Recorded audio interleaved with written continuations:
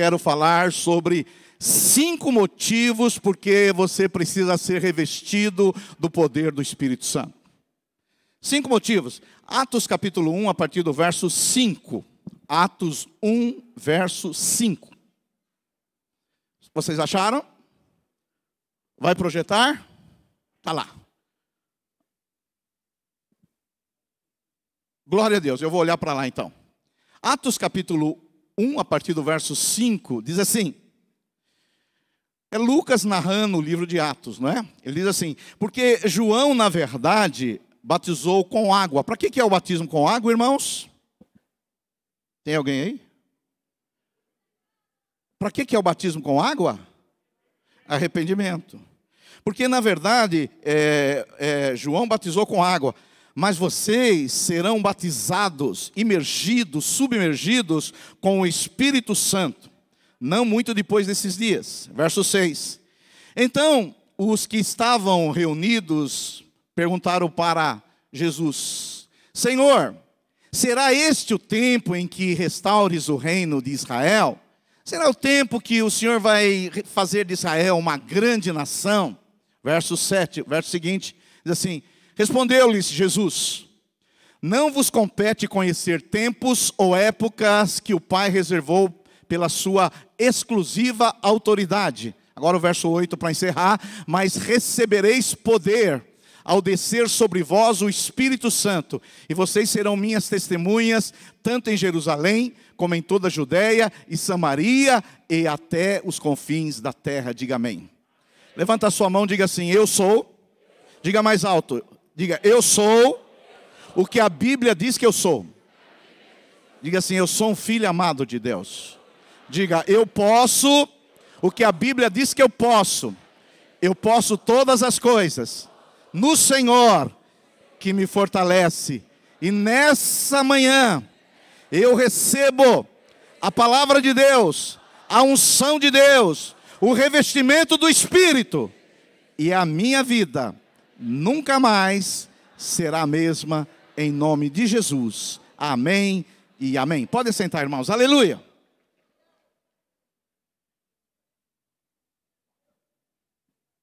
Eu quero falar com vocês sobre 5 motivos porque você precisa ser revestido do poder do Espírito Santo. Cada vez eu estou mais convencido que depois da ressurreição de Jesus, que é o evento mais importante da igreja cristã, que é a base da nossa fé, a ressurreição de Jesus, o evento mais importante depois da ressurreição de Jesus chama-se Pentecostes. O Pentecostes é o evento mais importante da igreja cristã depois da ressurreição de Jesus. Por isso que as nossas vidas, elas precisam ser pentecostalizadas, elas precisam ser revestidas do poder do Espírito Santo. E aqui eu quero ler algumas passagens com você, porque o próprio Cristo, quando esteve aqui na terra, ele precisou ser revestido do poder do Espírito Santo. Isaías capítulo 61, verso 1, Isaías, o profeta, que profetizou 700 anos antes de Cristo, ele disse assim, se referindo ao Messias, Isaías 61, 1. O Espírito do Senhor Deus está sobre mim, porque o Senhor me ungiu para pregar boas novas aos quebrantados, enviou-me a curar os quebrantados de coração e a proclamar libertação aos cativos e pôr em liberdade os algemados.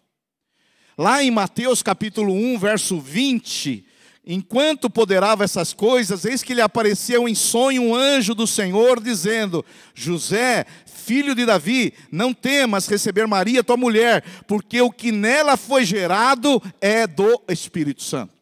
Ou seja, antes de Jesus nascer, já havia profecia que ele viveria no poder do Espírito Santo. Quando o anjo vem falar do nascimento de Jesus, ele fala, olha, ele vai ser gerado pelo Espírito Santo. Lá em Mateus capítulo 3, verso 16, Mateus 3, 16, aqui, meus irmãos, fala do Espírito Santo lá no batismo. Olha só o que diz. Batizado Jesus, saiu logo da água, e eis que lhe abriram os céus, e veio o Espírito de Deus descendo como pomba, vindo sobre ele. Ou seja, Quando a gente analisa a vida de Jesus, a gente percebe que tudo que Jesus fazia, que tudo que Jesus realizou, o que estava por trás do ministério de Jesus, era a pessoa do Espírito Santo. Jesus, ele andou aqui durante os teus 3 anos e meio de ministério, dependendo do Espírito Santo, e você não vai conseguir viver uma vida vitoriosa se você não andar no poder do Espírito Santo. Alguém pode dar um amém aí?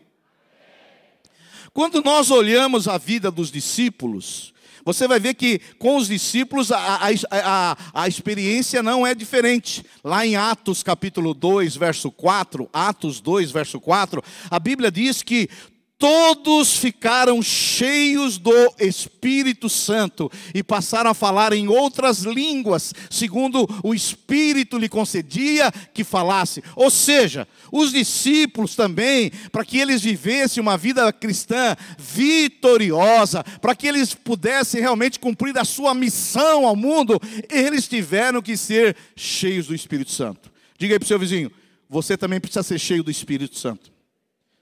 Mas diga com mais entusiasmo, irmão. Diga assim, você precisa ser cheio do Espírito Santo. Aleluia! Porque uma coisa é você ter o Espírito. Outra coisa é você ser cheio do Espírito. Outra coisa é você andar no Espírito. Quando você nasceu de novo, o Espírito Santo veio morar em você. Você se tornou habitação de Deus, templo do Espírito.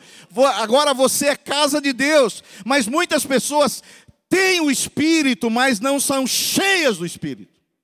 E hoje eu venho dizer para você, para que você viva uma vida cristã vitoriosa, você precisa ser revestido do poder do Espírito Santo. Quantos podem dar um glória a Deus aí? Aleluia. Glória a Deus. E a pergunta que surge é, pastor, para que eu preciso ser cheio do Espírito Santo? Pastor, por que a minha igreja precisa ser cheia do Espírito Santo? Pastor, por que a minha célula precisa ser cheia do Espírito Santo? Pastor, por que a minha família precisa ser cheia do Espírito Santo?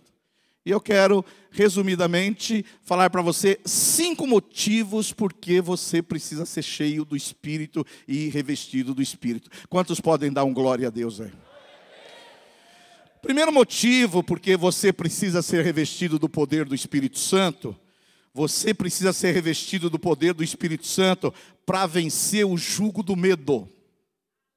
Para você vencer o medo. Pastor, onde está isso? Olha só, João capítulo 20, verso 19. João 20, 19. E aqui, o texto que eu li de Atos é paralelo aqui o de João 20, 19. Jesus, ele tinha morrido e aí ele ressuscita.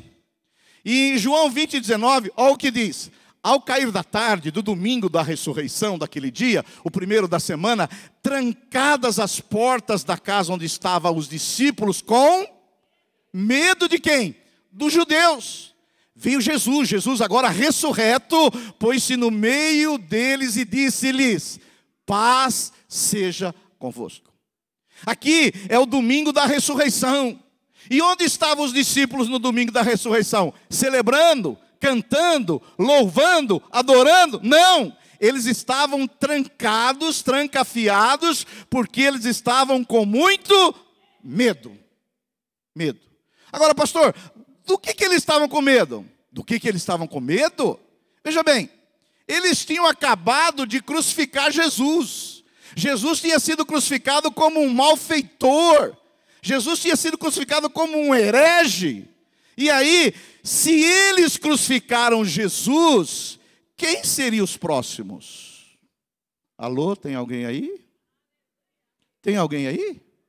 Quem seriam os próximos a serem crucificados? Quem? Eles. Porque se eles crucificaram Jesus, o mestre, o Senhor, o que eles iam fazer com os discípulos? Crucificarem ou apedrejarem. Eles tinham uma sentença de morte sobre eles. Eles estavam jurados de morte. Eles estavam com muito medo. Muito medo. E por que que nós precisamos ser revestidos do poder do Espírito Santo? Para você vencer os medos. Para você vencer medos. Eu sei que tem medos que são bons, não é verdade? Por exemplo, eu sempre tive medo de mergulhar. Talvez por isso que eu nunca morri afogado. Não é? Eu sempre tive medo de atravessar a rua com esses barbeiros aqui de Mauá. Mas você vê, estou vivo ainda. Os que não têm medo de água, alguns já morreram. Os que não têm medo de atravessar a rua, talvez morreram atropelados alguns. Por quê? Às vezes o medo nos protege. Sim ou não? Tem medo que te protege. Tem medo que faz com que você não ande na pirambeira, arriscado a cair. Aquele medo te protege. Mas por outro lado, tem medo que te paralisa. Tem medo que faz que você viva aquém daquele propósito que Deus estabeleceu para você. Tem medo que vai fazer com que você não chegue naquilo que Deus quer que você chegue. Eu estava falando ali com o pastor Bruno, né? Ele estava me falando os projetos que tem ali para a igreja do Guapituba. E aquele prédio era nosso, para quem não sabe, não é? E aquele prédio onde nós ficamos ali durante um bom tempo, né? Mas eu me lembro, nós éramos 3 pastores ali, Bruno, 3. E aí, o primeiro pastor foi para Miami. O segundo foi para o interior. Aí sabe quem sobrou? Eu. Só que eu era meio maluco, porque eu era como alguns de vocês, que está liderando uma célula, e essa célula vai crescer, vai multiplicar, vai encher, porque esse é o ano da casa cheia. Só que eu era tipo o líder em treinamento, que a célula está enchendo, e ele pensa assim, quem será que vai assumir a nova célula multiplicação? Maluco, é você. E eu era mais ou menos assim, um pastor foi para Miami, o outro foi para o interior de São Paulo, está com uma igreja nossa lá, e eu pensava, quem é que vai assumir essa igreja? Quem é que vai assumir? Filho, se tem 3 pastores, um foi para Miami, o outro foi para Sorocaba, quem que vai assumir? Eu, mas eu estava com medo. Aí vem um irmão meu, um amigo, um irmão em Cristo, lá de Santo André, da Primeira Batista, que plantou a nossa igreja. Ele falou, Silvio Galho, eu tenho uma palavra profética para você. E naquela época eu não era nem tão aberto a palavras proféticas. Não é? Naquela época. E ele falou, Deus me deu uma palavra para dar para você. E eu falei, irmão, eu estou com tanto medo, que o que você falar eu estou recebendo. A palavra profética dele foi, não amarele. Eu falei, mas nem um nem um pouquinho de unção, nem um pouquinho de orar em língua. Ele falou, a palavra é objetiva e direta. Não amarele. Amarele, para quem não pratica esporte, é quando você está com medo de enfrentar o adversário ou a torcida. Então eu vim dizer para você que você precisa ser revestido do poder do Espírito Santo para não amarelar. Para não amarelar. Hoje nós temos aí muitas células, mas na época, eu comecei a primeira célula, 1999. Eu comecei a primeira célula. E o Senhor disse para nós que nós seríamos uma grande igreja. Na época, era uma igreja pequena. E o Senhor liberou uma palavra que nós seríamos uma grande igreja. E quando eu começo a primeira célula, em 1999, e eu aprendi que para uma célula se multiplicar, tem que ter líderes em treinamento na célula. Senão ela não se multiplica.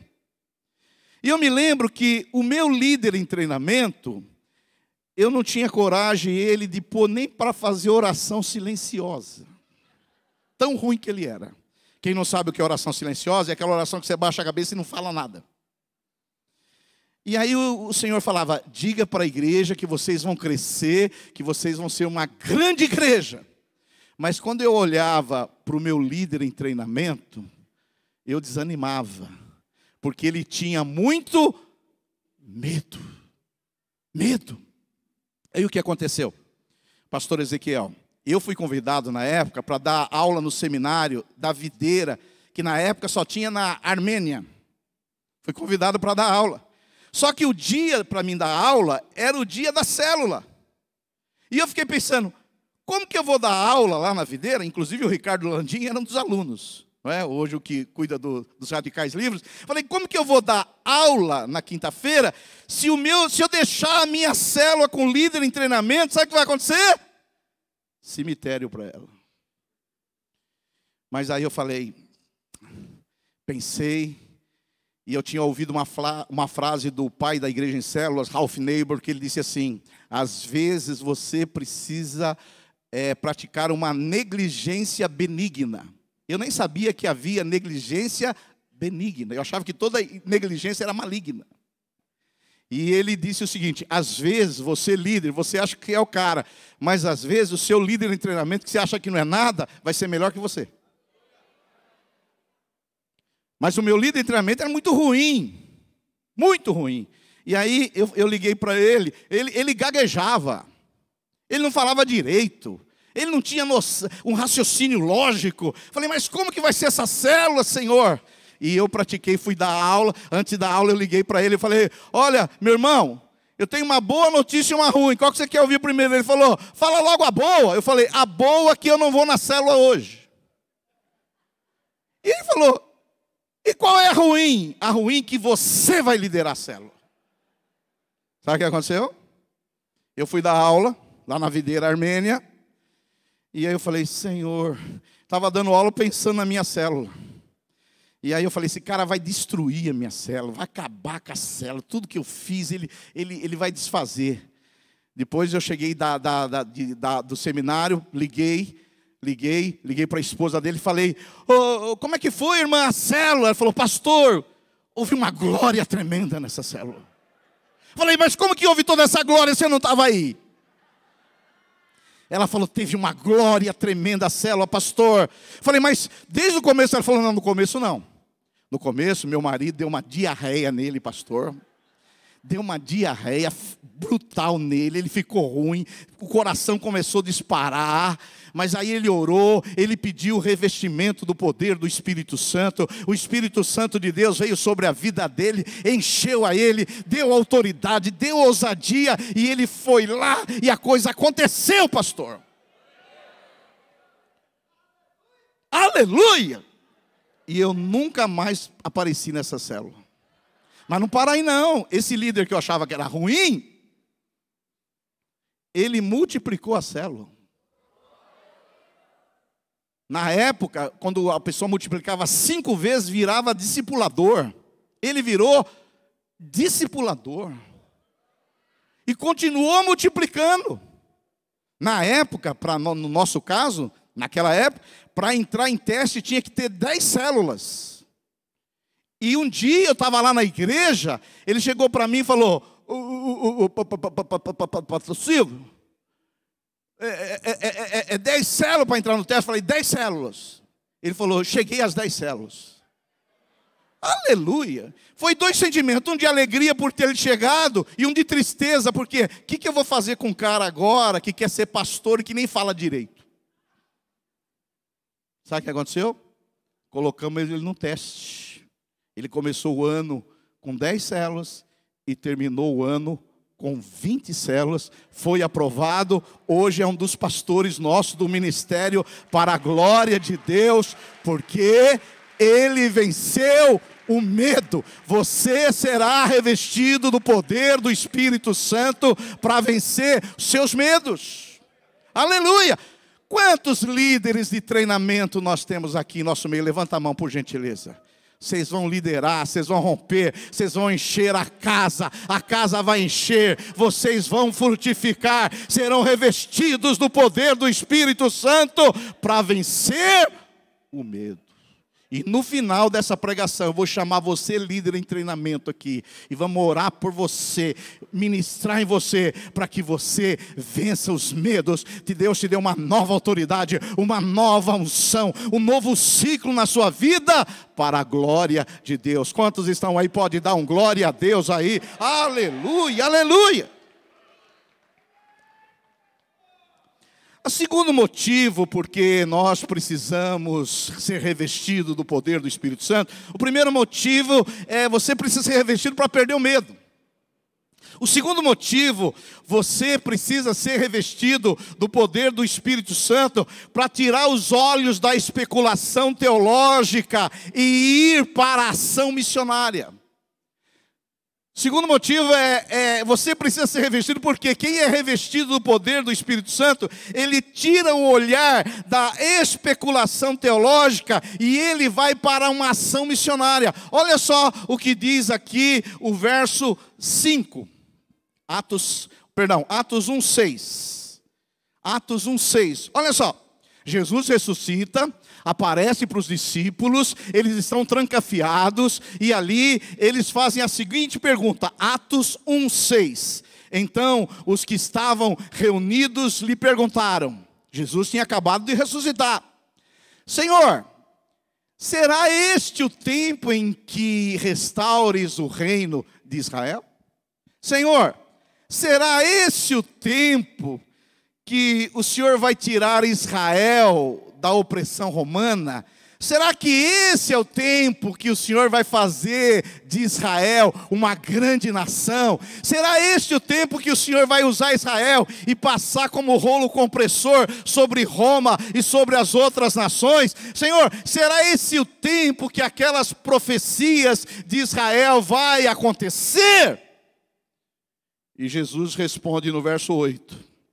No verso 7, não vos compete saber tempos ou épocas que o Pai reservou pela sua exclusiva autoridade. Olha o verso 8, mas vocês receberão poder, vocês receberão dunamis de Deus, e o Espírito Santo vai descer sobre vocês, e vocês serão as minhas testemunhas nessa cidade, nessa província, no país e em toda a terra. Quantos podem dizer um glória a Deus?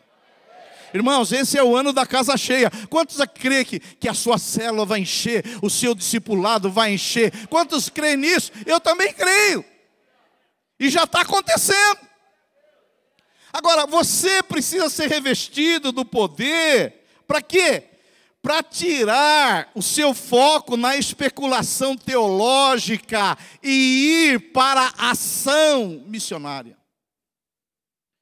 Desde quando eu fiz a faculdade teológica batista em São Paulo, os professores me diziam que eu era metido a teólogo, e até hoje eu sou. Eu sou meio metido a teólogo, eu gosto de estudar teologia, eu gosto de ler livros de teologia, a Bíblia de estudo eu tenho quase todas que existem, eu tenho muitos comentários, eu gosto de teologia, eu gosto muito. Alguém aqui gosta de teologia também? Ninguém gosta? Querubim, serafim, não precisa. Teologia é bom, irmãos, é bom estudar, é bom você conhecer aquilo que você acredita, é bom estudar. Agora, o problema, sabe, estar quando você gasta muito tempo para discutir teologia e pouco tempo para testemunhar. Muitas vezes nós temos muitos teólogos, lá na minha igreja está cheio de teólogos, que fica discutindo se a igreja é milenista, pré-milenista, pós-milenista, dispensacionalista, se a igreja vai passar grande tribulação, ou a igreja não vai passar grande tribulação. Eu estou cheio de teólogos, mas sempre eu pergunto para os teólogos, ei, teologia é bom e eu gosto, continue estudando. Mas quantas vidas você ganhou esse ano para Jesus? Teologia é bom e continue estudando, eu incentivo você. Na minha igreja eu incentivo as pessoas a lerem, estudarem, vai a fundo. Mas veja bem, o que adianta você estudar muito e ter uma cabeça desse tamanho e um coração vazio pelas pessoas que estão se perdendo? E esse é o ano da casa cheia. A sua casa vai encher, o seu discipulado vai encher, o prédio da sua igreja vai encher, mas nós não fomos chamados para discutir, nós fomos chamados para testemunhar. Deus não nos chamou para discutir, Deus nos chamou para testemunhar. Diga aí para o seu vizinho, Deus chamou, meu irmão, não é para discutir, é para testemunhar. Testemunhar. E eu declaro sobre a sua vida, esse ano você vai ganhar pessoas para Jesus como você nunca ganhou, para a glória de Deus. Você crê nisso? Você crê que você pode ganhar sua família esse ano, seus vizinhos esse ano? Você crê que você pode?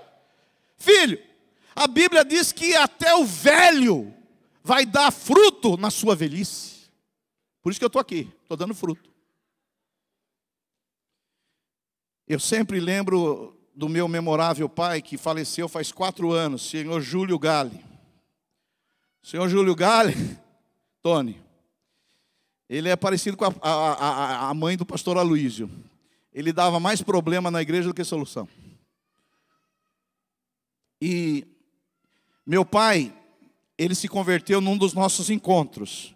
Mas por uma questão de afinidade, ele foi frequentar a igreja da minha irmã, em frente ao Poupa Tempo, em São Bernardo do Campo. Uma igreja batista, bem tradicional. E um dia, meu pai é problema. Onde meu pai chega, problema. Sabe aquelas pessoas que não têm problema? Ela é o problema. Tem gente que tem problema, mas tem gente que é o problema. Meu pai é esse que é o problema. Onde ele chega, algum problema vai ter. Eu me lembro que um dia, há muitos anos, ele me ligou. Ele botou meu nome de Silvio, mas ele nunca me chamou de Silvio, ele sempre me chamou de Sirvo. Sirvo. Um dia ele me ligou, ele dizia assim, ô Sirvo! Ô Sirvo! Eu falei, problema. Problema à vista, perigo, doutor Smith, perigo. Não é? E aí ele falou, eu estou querendo aí frequentar a Água Viva de Mauá. Falei, pai, o senhor está bem aí em São Bernardo, com a minha irmã, Vânia. Vem aqui para Mauá não. Fique aí em São Bernardo. Ele falou, já entendi. Você não quer que eu seja membro da sua igreja. Falei, não, pai, seria uma honra ter o senhor, mas eu acho que o seu perfil se encaixa mais com a igreja da minha irmã. E ele falou, mesmo assim eu vou aí. Eu já avisei os pastores, perigo, doutor Smith, vem problema aí pela frente, vão ter problema. Aí o que aconteceu? Ele chegou lá, eu falei, pai, aqui tem um problema nessa igreja, porque nessa igreja aqui nós temos um slogan, e o slogan da nossa igreja é, cada crente é um sacerdote, cada crente é um ministro. Lá nós não temos esquentador de banco nem de cadeira, lá cada crente tem que ser um ministro. E ele falou assim, eu já entendi, você não quer que eu fique aqui não, eu quero que o senhor fique, mas que o senhor seja um ministro. E não fique olhando os defeitos da igreja. Porque quem é ministro não tem tempo para olhar os defeitos da igreja. Só olha os defeitos da igreja quem não é ministro. Não é? E aí, ele falou, ô Silvio, o que eu posso fazer com 82 anos? Eu falei, o que o senhor pode fazer? A Bíblia diz que o velho vai dar fruto na sua velhice. E o senhor, quantos frutos tem? Oh, não é por aí também que você está falando aí. Ele falou, você quer que eu faça o quê, Silvio Gai, com 82 anos? Eu falei, o que o senhor fazia antes de ir lá para a igreja? O senhor fazia antes de se converter? Era na minha casa era cheio de churrasco, cerveja, aquelas músicas feias, era horrível. O senhor convidava aqueles pinguços lá do bairro para vir lá em casa. O senhor não tinha muita amizade, que o senhor era um influente. Usa a sua influência agora para ganhar almas para Jesus. E ele falou, desse jeito, falei, mas o que você quer que eu faça? Falei, faz agora o churrasco e traz esses bebum aqui para se converter aqui na sua casa. Ele falou, vamos ver esse negócio aí direito. O que aconteceu? Ele começou a fazer churrasco lá em casa e trazer. Ele morava no Jardim Elba. Tem a igreja aqui no Elba. Aliás, aquele prédio que vocês estão lá, foi ele que arrumou aquele prédio. Para aqueles que são dessa época, o que aconteceu? Mas eu vou chegar lá. Eu me lembro que ele começou o churrasco e começou a chamar os bêbados. E aí, minha mãe, uma mulher de oração, começaram a se converter essas pessoas. E aí ele formou uma célula de quinta-feira. Só que a célula encheu de ex-cachaceiro. E aí, a célula encheu. E aí um dia ele me ligou. Ô Silvio, você está louco? A minha célula encheu. Eu estou gastando 500 pau de mortandela e pãozinho para esses caras. Porque você sabe que o cara, quando é liberto do fumo e da bebida, ele não bebe nem fuma, mas ele come pra caramba. Você sabe do que eu estou falando. E aí, ele falou, tá bom, você manda o líder. Eu falei, eu mando o líder. Ele multiplicou 2 células. E aí ele começou uma célula de sexta-feira também. Aí a minha mulher, minha mãe, começou a trazer as véias. O chá da tarde das véias. Porque você sabe que à tarde tem uns velhos que gostam de um chazinho. E aí, célula de sexta-feira. E a minha mãe, que antes rezava pelas pessoas que era católica, convertida agora, era orando pelas velhas. E você sabe que velho sempre tem alguma coisa que dói. Se você encontrar uma pessoa que tem mais de 70 anos e ela falar que não está doendo nada, é mentira, ela é negacionista. Sempre dói alguma coisa. Eu convivo com velho e eu sei como é que é isso aí. Ah, como é que tá, minha irmã? Ah, pastor, que dor que é isso aqui, pastor. Mas acho que não é os velhos daqui, é os velhos que eu conheço do lado de lá. É verdade, é verdade. E aí a célula encheu, a célula cresceu. E meu pai falou, ô Silvio, eu estou gastando 500 pau de mortandela e pãozinho, cara. Eu falei, vou ajudar o senhor. Mandava o dinheiro para ele. Ó, para encerrar a conversa aqui. Vocês aqui do Elba, vocês sabem. Ele multiplicou 3 células. Quando multiplicou a terceira, ele falou, Silvio, eu fiz uma conta, cara. Está vindo mais de 50 pessoas na minha casa nesses 3 dias. O que eu faço? Eu falei, no salão que vocês estão, eu falei, procura um salão. Que lá nós vamos plantar uma igreja. E onde vocês estão lá, foi ele que viu aquele salão, e a nossa igreja, a princípio, foi lá, e depois nós passamos o salão para vocês. Porque o velho vai dar fruto até na sua velhice. Quantos podem dar um glória a Deus aí? Aleluia! Aleluia! Então fala para o seu vizinho, você foi chamado para testemunhar e não para discutir. O terceiro motivo porque você precisa ser cheio do Espírito Santo, o primeiro motivo é para você vencer o medo, e o Senhor vai te revestir para vencer o medo. O segundo motivo, você precisa ser revestido do poder do Espírito Santo para deixar essa especulação teológica e ir para a ação missionária. O terceiro motivo, porque você precisa ser revestido do poder do Espírito Santo, é que você precisa ser revestido do poder do Espírito Santo para enfrentar as dores e o sofrimento da vida. Pastor, onde está isso? Atos 1:8. Atos 1:8. Talvez você não saiba. Eu fui membro da primeira igreja batista em Santo André, liderei os jovens lá por 10 anos, e a igreja primeira batista plantou a igreja Água Viva, que era a igreja do Guapituba. Inclusive o pastor Almir e a Rose, eles congregavam lá, solteiros, faz tempo. E lá nós tínhamos o pastor Edson Queiroz, que era o meu pastor, Tony, que já faleceu também há alguns anos. Ele pregava esse texto aqui, uma mensagem em Atos 1:8, umas 6 vezes no ano. E um dia, eu era líder dos jovens, e ele só pregava Atos 1:8. E eu falei, Edson, e ele era um preletor internacional, ele pregava no mundo todo, ele era famosíssimo. E um dia eu fui falar para ele no final do culto, por isso você toma cuidado que você fala para o pastor no final do culto. Eu falei, pastor Edson, com todo respeito e carinho, mas o senhor prega muito Atos 1:8. A Bíblia é tão grande, mas você prega muito Atos 1:8. Ele falou, eu vou continuar pregando, meu jovem. E eu falei, me dá um motivo só porque você vai continuar pregando Atos 1:8. Ele falou, porque ainda você está aqui, você não foi enviado. Foi uma bem na barriga aqui, assim, ó. Agora, ele pregava, e pregava com muita propriedade, mas eu quero abordar um aspecto que ele nunca falou.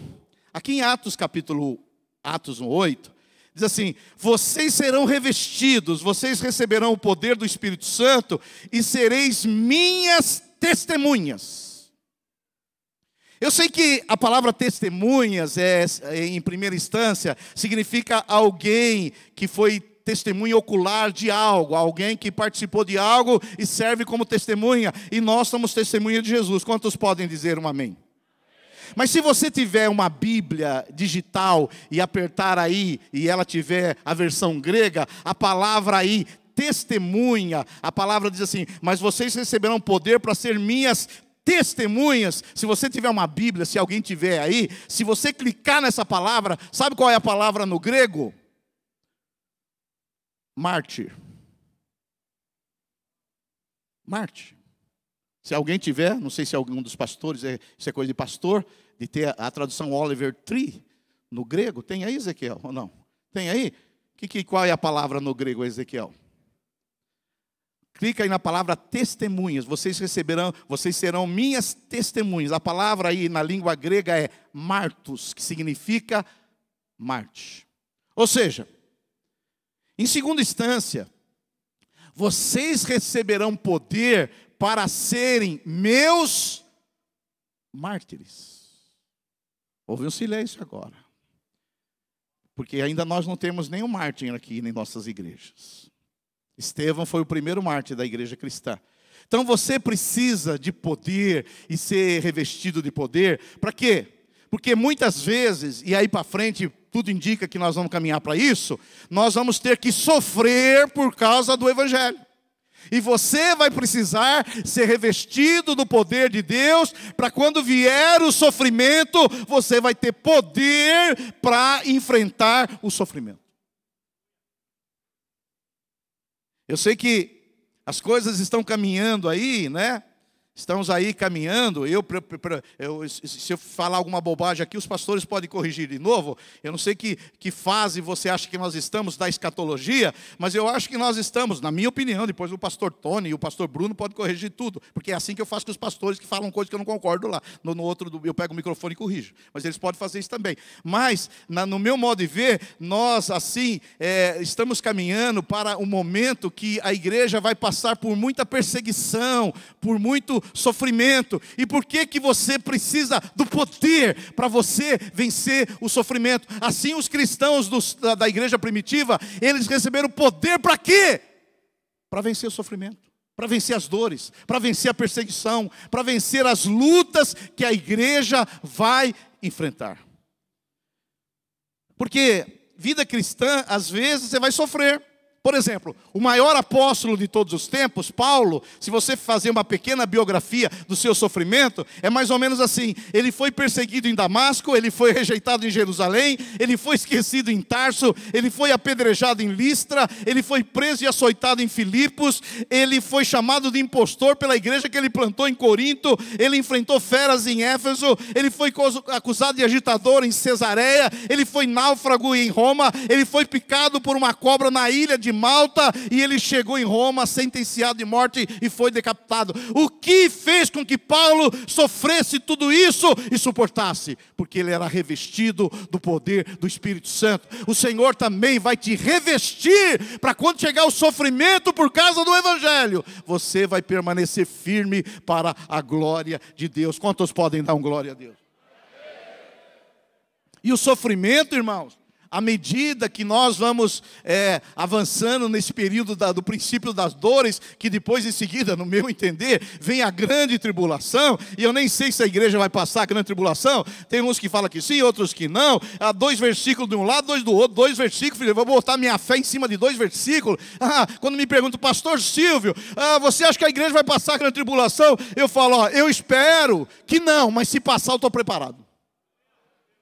Agora tem gente que diz que não vai passar por causa de 2 versículos. Eu não ponho minha fé em 2 versículos. A sua fé tem que ser fundamentada em muita coisa da Bíblia e não em 2 versículos.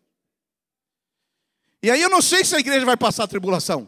Mas uma coisa eu sei: se eu tiver revestido do poder do Espírito Santo, eu vou vencer qualquer tribulação.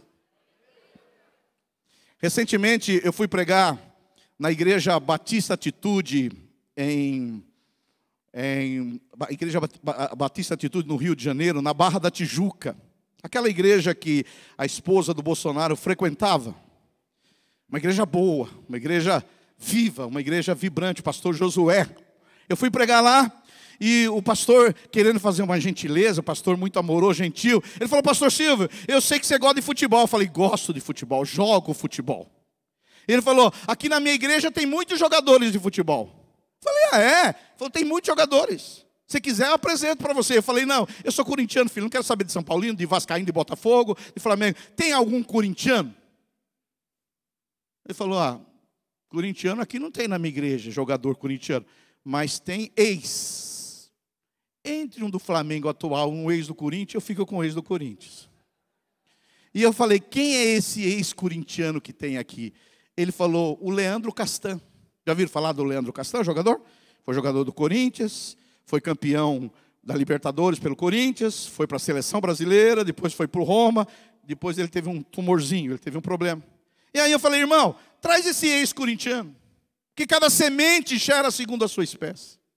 Palmeirense atrai palmeirense, corintiano atrai corintiano. E aí ele trouxe o Leandro Castan para jantar. Na época, o Leandro Castan, o Ezequiel também trabalha com jogadores de futebol. Na época, ele estava jogando no Vasco. Lá no Rio eles falam Vasco. No Vasco, o gigante da colina. Gigante eu não sei aonde. E aí, eu conversando com ele e tal, ele tinha uma célula na casa dele com os jogadores do Vasco. E ainda ele falava que ele intimidava o sub-17. Ele falou, você quer jogar no time principal? Você tem que ir na minha célula. Ele era o capitão do Vasco. Falou, você tem que ir na minha célula, porque se for na minha célula eu te indico lá para o treinador. Ele usava a influência dele para evangelizar os meninos do Vasco. E ele foi falando, eu falei, irmão, eu sou corintiano, mas gostei tanto de você, que agora eu vou começar a torcer aqui no Rio para o Vasco. Porque eu sou maleável, eu mudo de time fácil. Falei, vou começar a torcer para o Vasco. O Vasco estava na época, faz 2 anos isso, na 2ª divisão. E aí, falei, vou te acompanhar no Instagram. E ele falou, eu vou acompanhar o senhor também. E aí nós começamos a criar um relacionamento. E aí ele era o capitão do Vasco, o zagueirão do Vasco. Zagueirão do Vasco. E aí teve um dia, e eu acompanhando, o Vasco resolveu entrar com a bandeira da LGBT.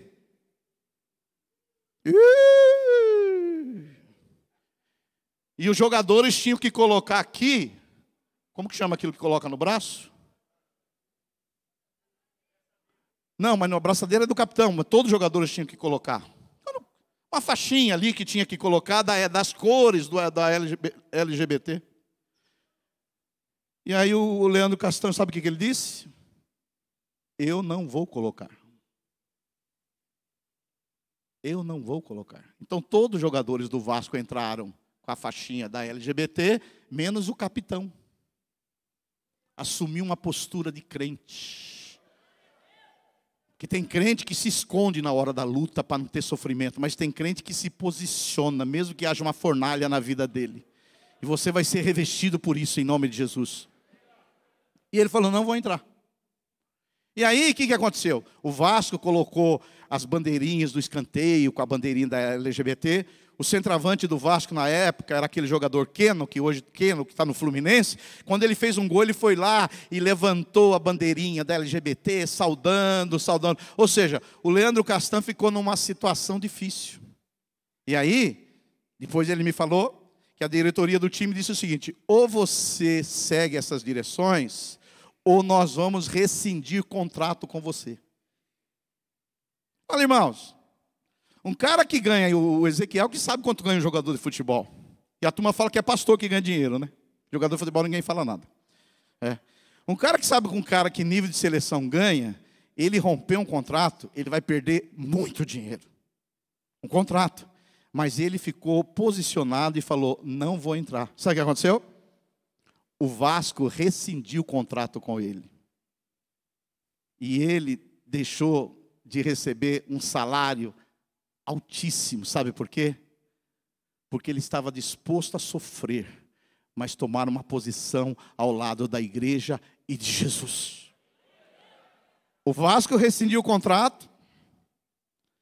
E aí, ele conseguiu fazer um contrato aí com o time aqui de São Paulo, Guarani. Depois não deu certo lá no Guarani. E o diabo provavelmente falou, acabei com esse cara. Mas sabe o que aconteceu? Ele está agora ajudando a plantar uma igreja batista atitude em Alphaville, lá em São Paulo. Porque o diabo não tem poder. Maior é aquele que está em você do que aquele que está no mundo. Glória a Deus. Então, nós precisamos ser revestidos do poder do Espírito Santo para quê? Para enfrentar o sofrimento, para enfrentar a luta, para enfrentar a perseguição, para enfrentar aí o que vem pela frente. Você revestido do poder do Espírito Santo não temerá, avançará para a glória de Deus. Quantos estão comigo ainda? Digam glória a Deus. Pastor Tony, eu tenho quantos minutos mais? Acabou. Mas você sabe que todo jogo bom tem acréscimos.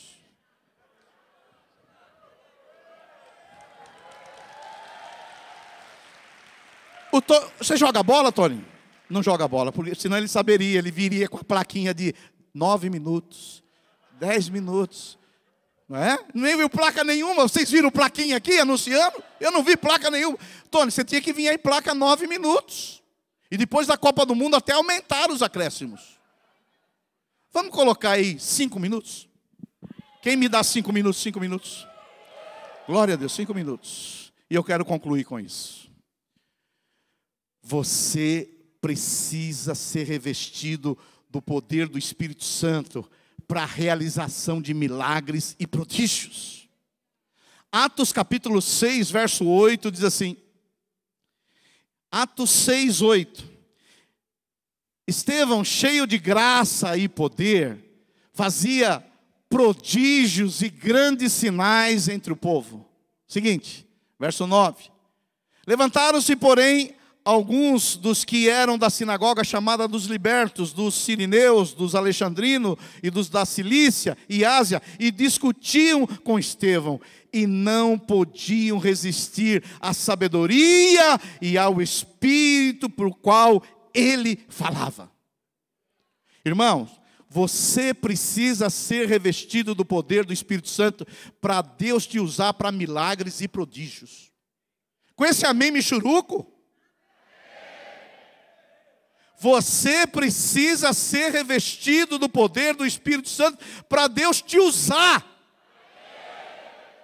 A mão vai ser sua, mas o poder que vai fluir nela vai ser o poder do Espírito Santo. A voz vai ser sua, mas o Espírito Santo vai estar falando através de você para a glória de Deus. Irmãos, não tem uma coisa que mais enche a casa do que um líder que opera em milagres. Você quer encher a casa, as pessoas virão, você vai pregar o evangelho, mas não é um evangelho só de palavras, é um evangelho de poder. Eu vim de um contexto tradicional. A nossa igreja que plantou a nossa igreja, até hoje é uma igreja muito tradicional. E lá nós ouvíamos que o milagre é o milagre da salvação, e é o maior milagre. Mas nós não víamos muitas curas, prodígios, sinais. Não víamos.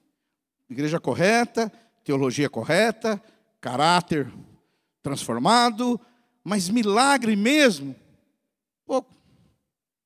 Pouquíssimo. Eu não sei você, mas na época, eu já estava na igreja há muito tempo, e eu percebi que faltava algo na minha vida. Quando eu lia o livro de Atos dos Apóstolos e via os milagres e prodígios, eu percebi que não tinha muito a ver com a minha realidade. Tinha uma boa teologia, pregava bem a palavra, mas a gente não via muitas coisas acontecendo. Porque tem dois tipos de igrejas, irmãos. Tem a igreja cessacionista, que acredita que os milagres cessaram, e tem as igrejas continuistas, que são aquelas que crê que os milagres de Atos continuam acontecendo. E pelo que eu saiba, vocês também são uma igreja continuista. Vocês acreditam que os milagres ainda continuam acontecendo. E o Deus que operou os milagres aqui é o mesmo Deus que está aí dentro de você. Olha, eu vou falar para você. Eu vivi anos, décadas, com uma boa teologia, mas com poucos milagres. A sua célula vai encher, a sua casa vai encher.